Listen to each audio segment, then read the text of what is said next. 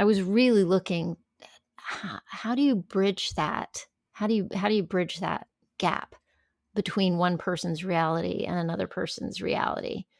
And I thought that what he had to say was really helpful. And that was one of the first things he suggested, was to take a breath, um, and to stay curious. And I think another part of his process was to try to ask somebody for their experience, not their opinion, not anything they read, not anything they heard from the news, but what is their experience of a situation, their uh personal experience of it. And I was like, then you get into story, and then you get into what is real for people.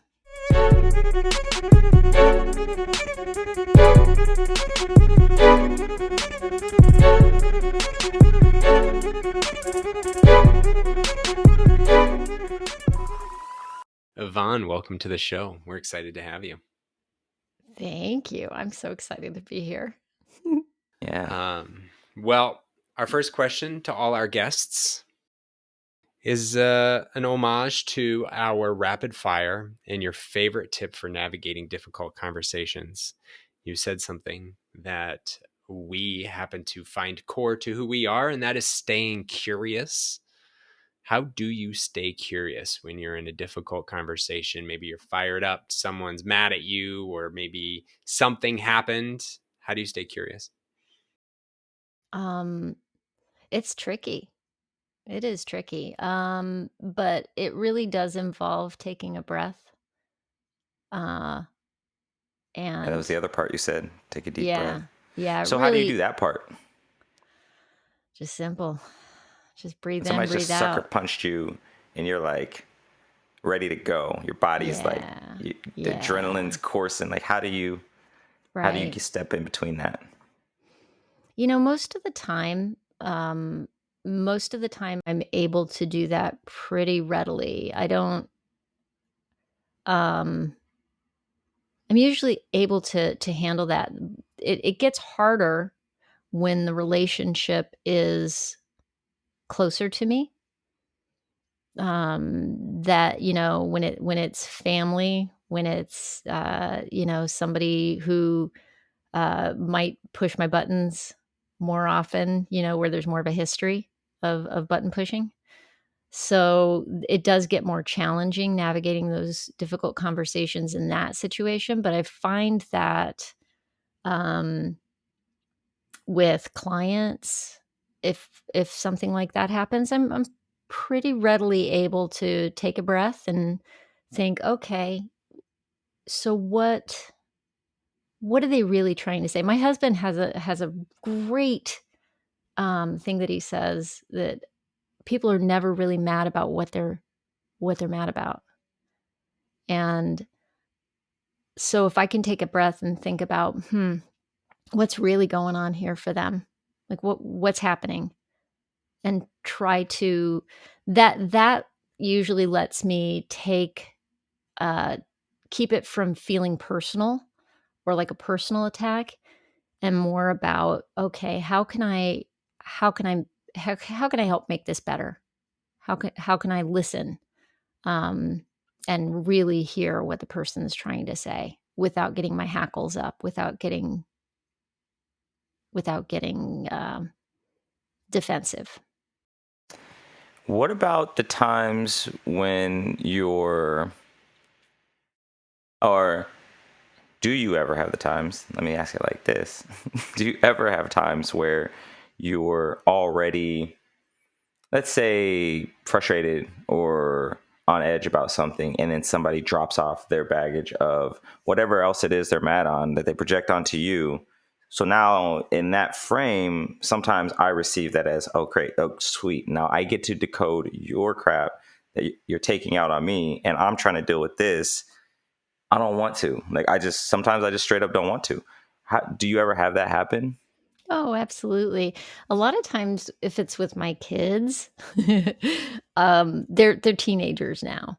So, there's a lot of shade being thrown around the house, if you know what I mean. Um, And, when I'm at my best, which isn't always, but when I'm at my best, I let it go. I try to and sometimes I laugh.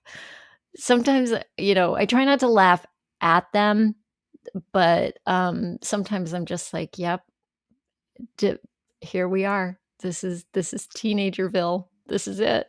This is appropriate. This is where they're at, and whatever they're upset about, like, moms can find everything, right? Like, y the something's gone missing. I can't find, and the panic, and I'm in the middle of trying to do whatever I'm trying to do, right? So I'm already, feeling maybe some stress around something, and then, they're coming to me with, "Mom, I can't find this," "Ugh," and I'm just like, "Well, you'll find it.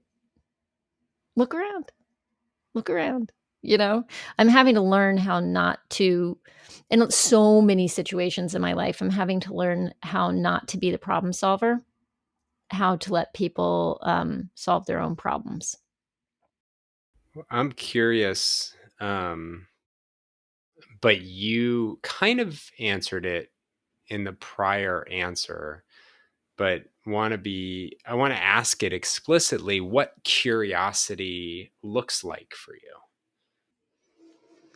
A lot of it is, I guess what I mean by that is staying curious about, number 1, my reaction, and, um, trying to I try as hard as I can to take that breath so that I can notice my own reaction to the situation, and in noticing it, it loses power, um, and that then allows me to get curious about what that other person really means or might need, and how I might not be hearing it in the way they intend it. Does that make sense? No, that makes it's actually a lot of what we talk about in our practice is a focus on self, right? Because you can't change the way someone's saying something. You can't change whatever it is that they're bringing to the table. You can assess it, but you might be wrong because Most of the unless you're time. trained, right? But you can be right about yourself most of the time if you do take that moment. Like when someone triggers you, it's like, why am I triggered? And then how do I pause that so I can react how I'm at my best rather than worrying about how they are reacting towards me. Yeah. I'm trying to remember the name of a guy. I feel like his name is David Chapman or something like that. He's an expert at, mediation. I think he worked for the Clinton campaign at some point, and that was something, I mean, with this past year and the political divides and people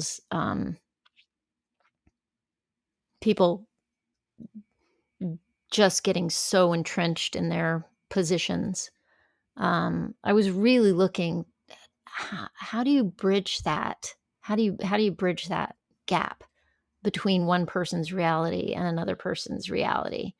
And I thought that what he had to say was really helpful, and that was one of the first things he suggested, was to take a breath, um, and to stay curious. And I think another part of his process was to try to ask somebody for their experience, not their opinion, not anything they read, not anything they heard from the news, but what is their experience of a situation, their uh, personal experience of it.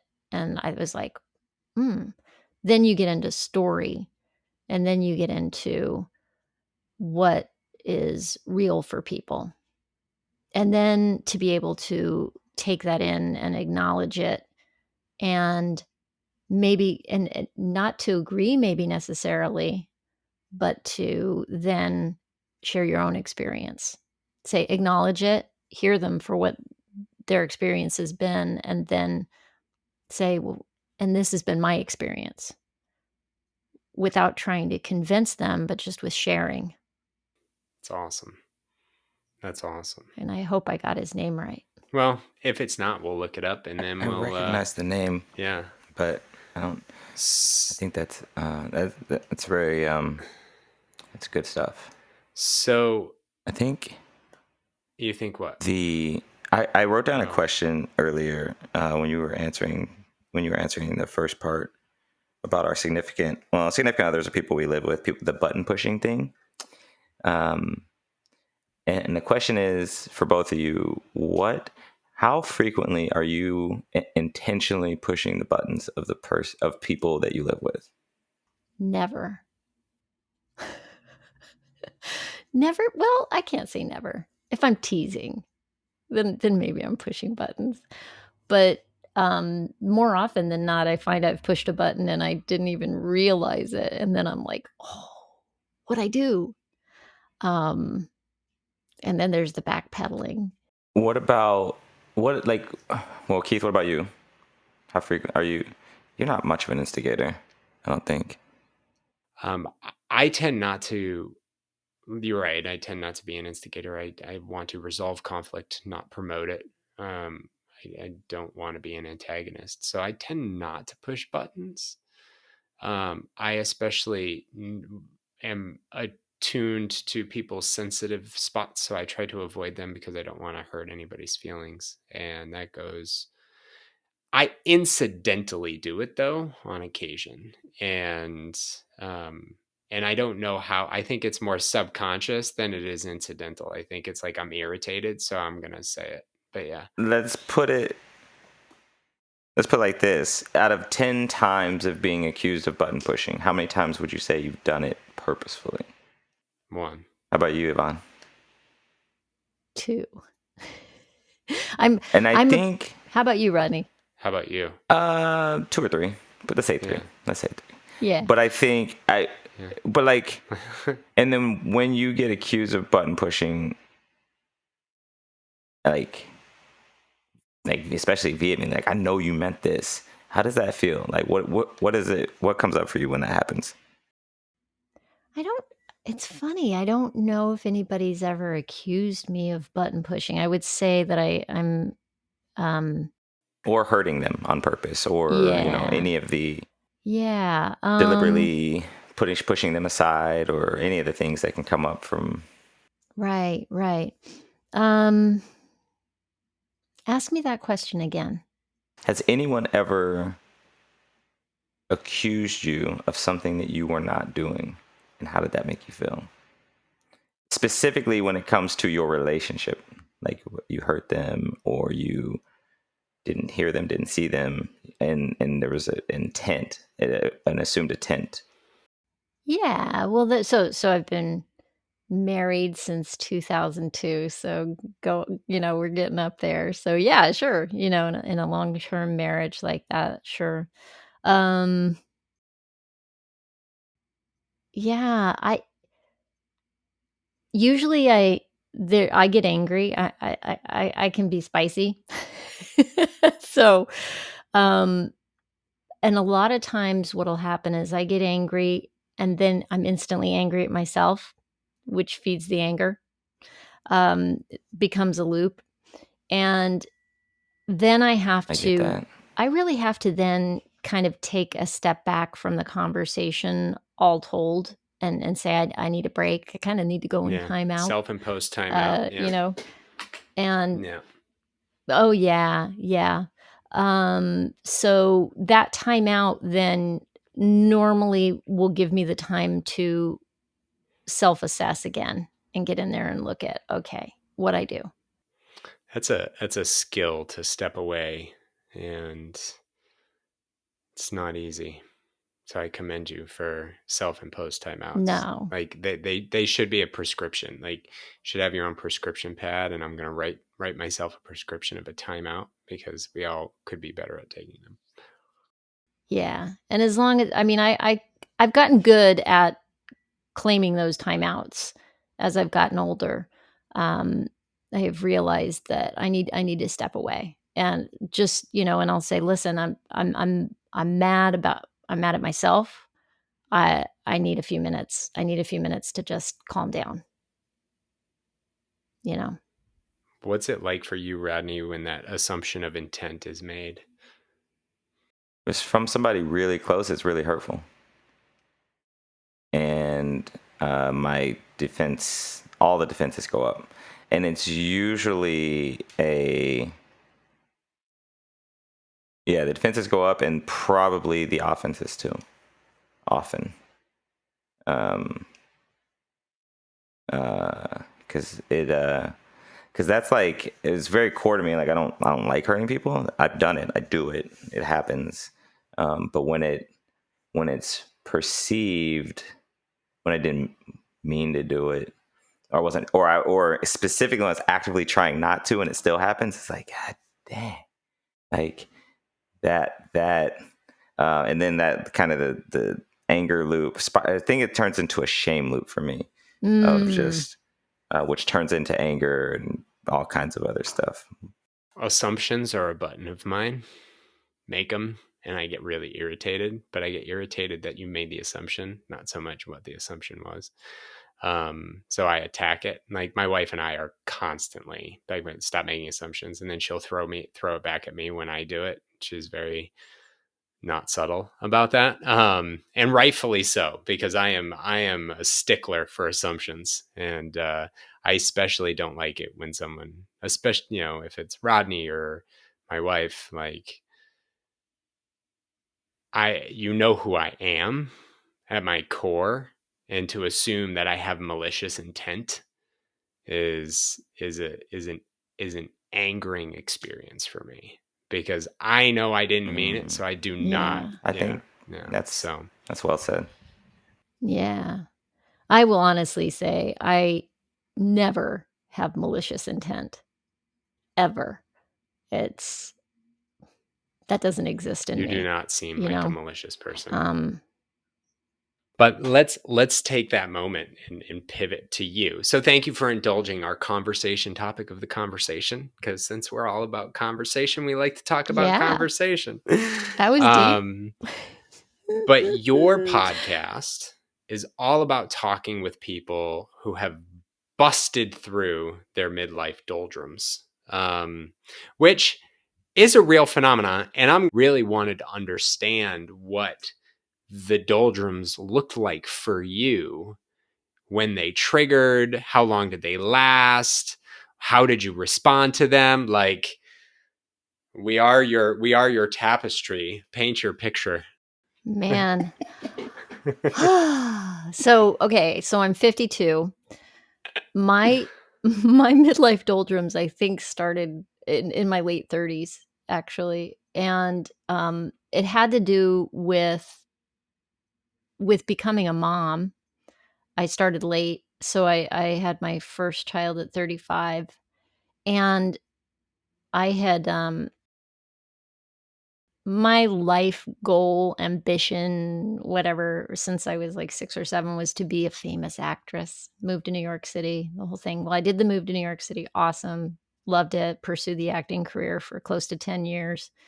Um, but towards the end of my time doing that, I started to lose, I wanted something more. I didn't wanna be famous anymore, I found out as I was in my mid to late 30s. I didn't want fame. I didn't want the responsibility that goes with that. The I like my anonymity. It's actually nice to be able to walk down a street and not have anybody notice you. I thought, "Oh, that would be awful to always have that." Um, and once I had kids, my first Can I ask a one. question super quick Yeah. about that realization? Did that cause any inner conflict, or was it just like I don't want to be famous anymore? Okay, I'm good with it. Or was there any strife there? It was interesting because then I thought, well, if I don't wanna be famous, what am so and I'm doing this acting thing, um, I started realizing, okay, it would be nice to have a level of recognition, like to be somebody like a Stockard Channing or an Allison Janney at the time, uh, where I think they could probably walk down the street and not be bothered, but they West could, Wing. yeah, but still be able to get, good roles, still be able to do the work, to tell the stories. That Recognized in the industry, but not necessarily on the street. Yeah, exactly. Yeah. Because I love the storytelling part of theater. That is, as I've gotten older, I've realized that storytelling is in my bones. That's what I really get energy from, is stories, reading, watching films, everything about it, podcasts, all of it is story. Um, yeah, but as a once I had my first child, I really was done, and I didn't know what I wanted to do next. And that then became a massive identity crisis, because if I wasn't going to do that, who was I and what was I going to do? And I had a really crazy resume for anything involving regular work, because everything I'd ever done was survival jobs so that I could keep auditioning. Um, so to go get a real job somewhere meant, like, geez, I didn't look that good on paper, and I was getting up there. And um when I was 40, I was working part-time when I had little kids from home until I couldn't anymore. I was only working when they were napping, and it got crazy with 2 of them. And so I had to go back to work full time, and I would been on the job for 4 months, had just gotten a promotion, and then the 2008 financial crisis happened and I got laid off. And that's I felt like such a failure at that point. I came home and told my husband, I was like, I don't know what I want to be when I grow up. I'm lost. Who am I? What am I doing? And he said, you're going to be okay. Sleep on it. And you're going to figure it out. So I slept on it, and I literally woke up in the morning and I turned to him and I was like, photography. I want to be a photographer. And I'm telling you guys, it came out of nowhere. I love photography. I'd been trying to take decent pictures of my kids with my little point and shoot camera. I was failing miserably. Loved to try to take pictures of flowers. Nothing turned out the way I wanted it to, but I knew what I liked. And all of a sudden I was like, that's what I want. And my husband very was like, okay. And I used our credit card to buy my first big camera. I enrolled in the New York Institute of Photography so I could study from home.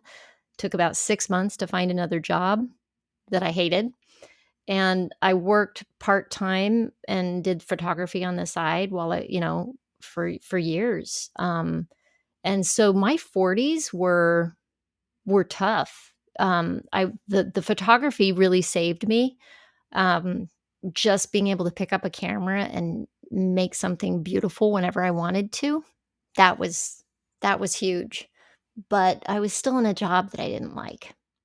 And it took me some time to figure out how to take that photography full time. And in fact, a second layoff is what launched me into photography full time, cuz so that's a whole other long story, but so 2 layoffs is what kind of pushed me into who I am now and what I'm doing now.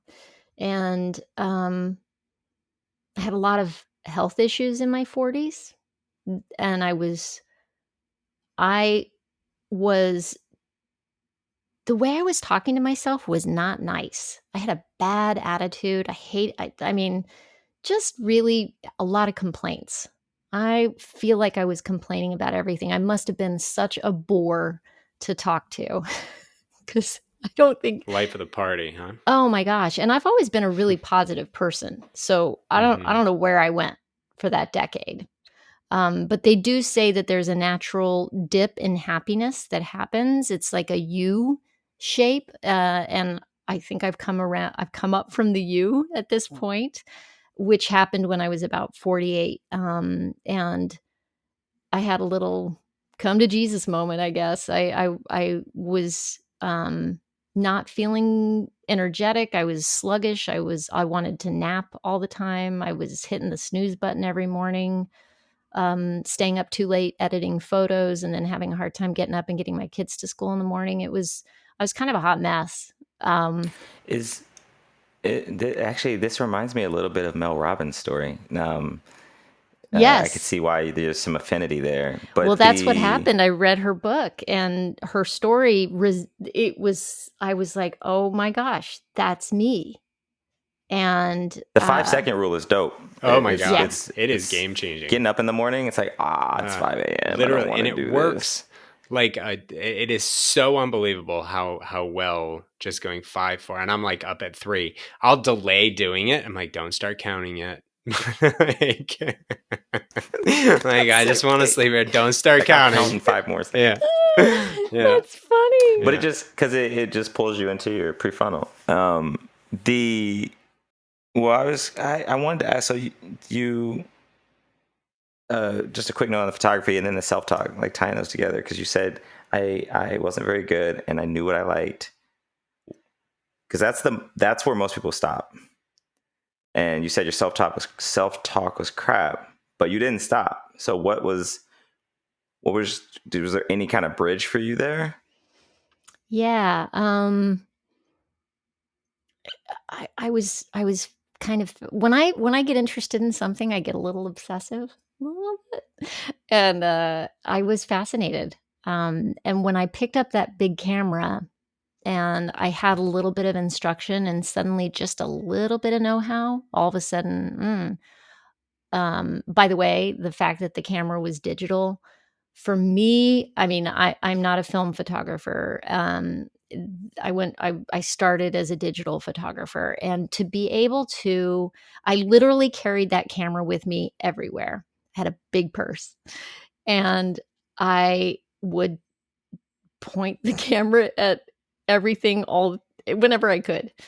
And the great thing about it was to be able to go in and look at metadata on the screen right then and there and see what I had done, and then change the settings just a tweak and take a picture of that same still subject. It's always good to start with a nice still subject when you're doing this, but to be able to go, oh, if I change this little thing in the setting, oh, look at the difference there. And it was fascinating. It was just really interesting. So that kept me going. So it wasn't so much about the being good. It was about the just interest in the act that kept you going. Yeah. And starting to see that I was getting closer to what I wanted in the images. Starting to see a little bit of success was like, oh wow, look at that one. That's so cool. Some progress. Yeah. Yeah, I did that. Cool. Oh wow, that worked. You said something before in your story, as you were getting to your 30s, your late 30s, you were getting up there. Now, a decade plus later,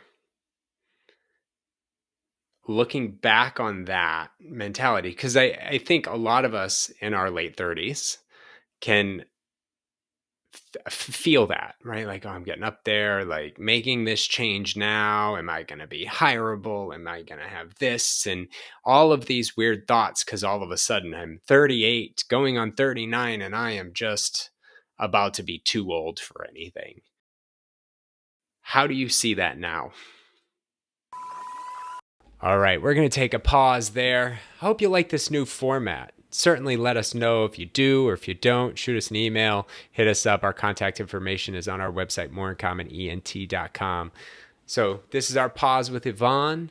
And while we wait for part 2 to drop, this conversation reminds me so much of a conversation we had with Simone Canego. Definitely worth a listen if you liked this one. And just tune back in a couple of days. And if you like this, share it, like it, give us a follow, and make sure that we're spreading this word of compassion. All right, we'll see you in a couple of days.